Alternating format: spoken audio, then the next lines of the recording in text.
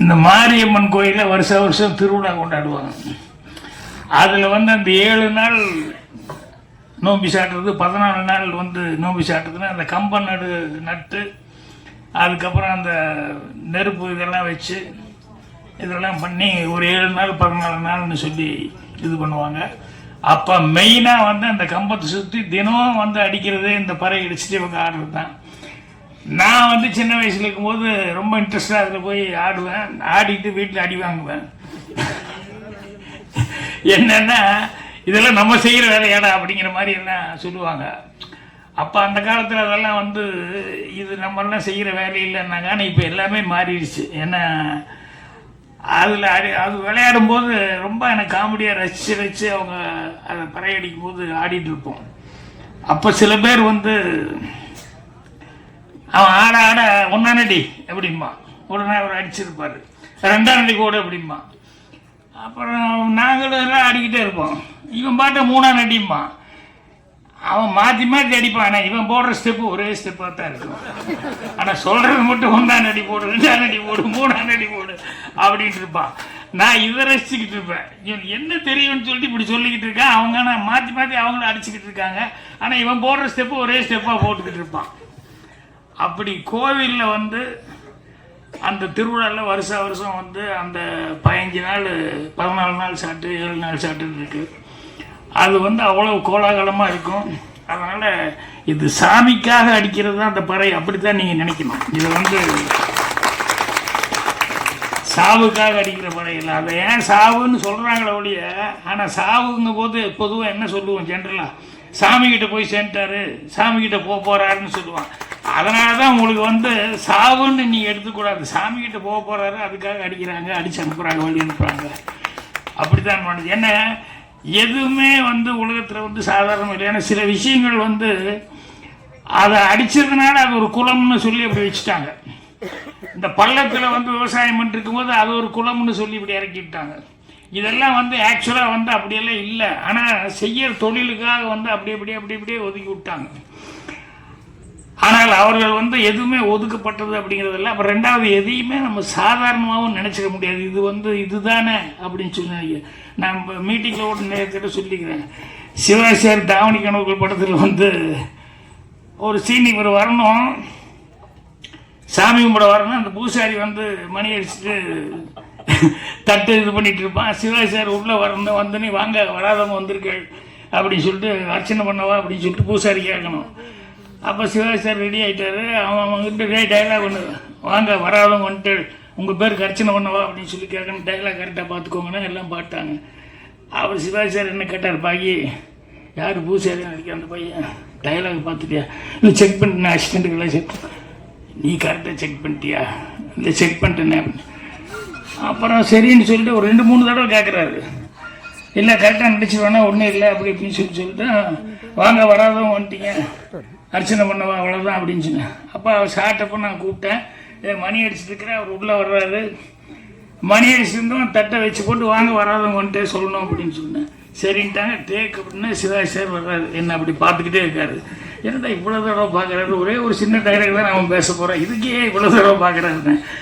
Ready கிளாப்பின்னு அப்படின்னா action ஒன்றி அவன் மணி அடிச்சுட்டு தட்டை காமிச்சிட்டு அதுக்கப்புறம் வச்சுட்டு வாங்கன்னு சொல்லணும்.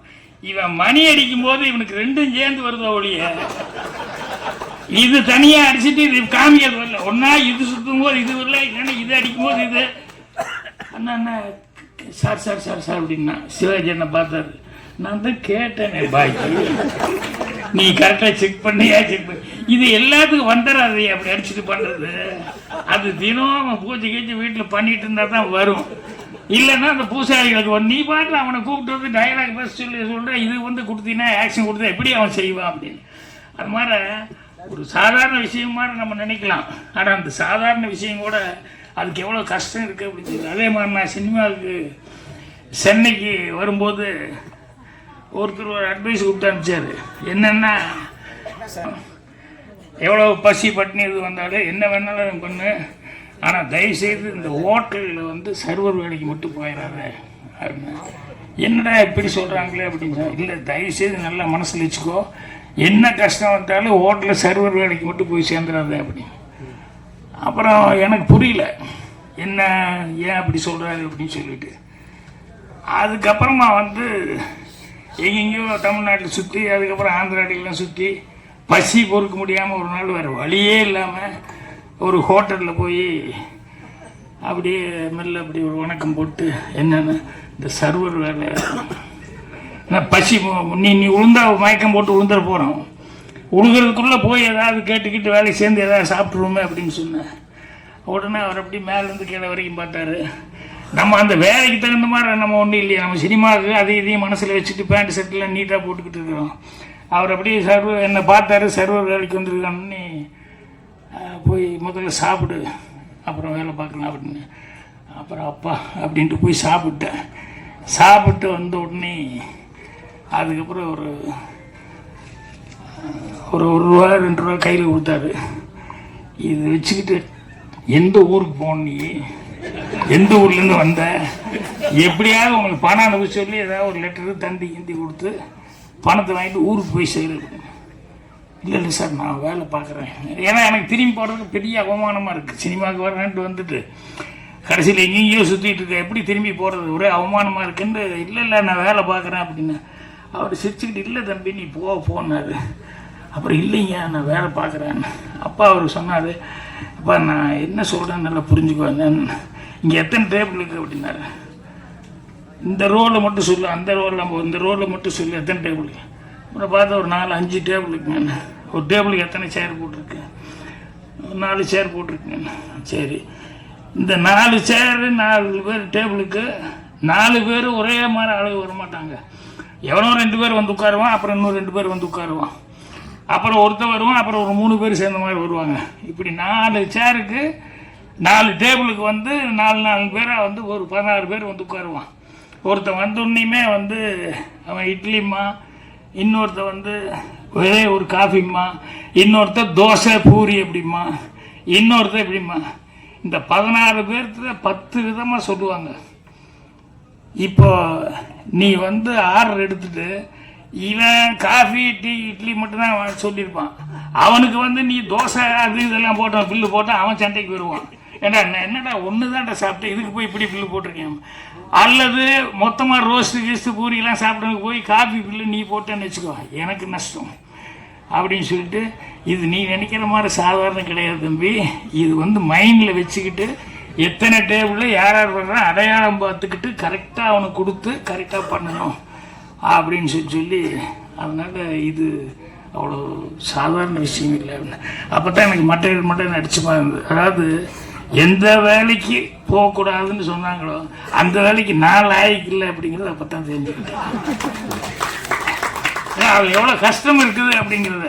அப்புறம் ஊர்லேருந்து அவர்கிட்ட கேட்டேன், என்னடா இப்படி வந்து சொல்லி அனுப்பிச்சாரு, சர்வருக்கு மட்டும் போகக்கூடாதுன்னு சொன்னார் அப்படின்னா. அவர் ஒரு லாஜிக்கோடு சொன்னார். என்னன்னா, இங்கிருந்து சினிமாக்காக வந்து முயற்சி பண்ணும்போது எவ்வளோ கஷ்டம் இருந்தாலும் மறுபடியும் காலையில் இருந்துச்சு பட்டினியோட போகலான்ட்டு தோணும். இந்த சர்வர் வேலை கிடச்சிருச்சுன்னா இடம் ஃப்ரீ கிடச்சிருது, சாப்பாடு ஃப்ரீயாக கிடச்சிருது, அவ்வளோதான். நல்லா சாப்பிடுவோம், நல்லா தூங்குவோம், அப்புறம் எங்கே போய் சான்ஸ் தேடுறது, நீ அதிலே செட்டில் ஆயிடுவ, அதனால தானே உன்னை அதுக்கு போக வேண்டான்னு சொன்னேன் அப்படிமா. இப்படி ஒவ்வொரு விஷயத்துலையும் வந்து லைஃப்பில் கற்றுக்கிட்ட பாடங்கள் அப்படிங்கிறது வந்து நிறைய விஷயங்கள், நிறைய பாடங்கள் வந்து கற்றுக்கிட்டேன். இப்போ வந்து இந்த பறையை பேஸ் பண்ணி கொண்டது. ஏன்னா ஆதித்தமிழனுடைய முதல் இசைக்கருவி அப்படிங்கிறது, ஆதித்தமிழனுடைய இசைக்கருவிங்கிறது இந்த பறை அப்படிங்கிறது. ஸோ அதுக்கு வந்து மாண்புமிகுன்னு அவர் பேசும்போது கூட அந்த மாண்புமிகுன்னு சொல்லி வச்சதை வந்து ரொம்ப அழகாக வந்து அவர் சொன்னார். அந்த டைட்டில் ரொம்ப அழகாக வச்சுருக்காங்க அப்படின்னு சொல்லிட்டு அதான் சொன்னார்.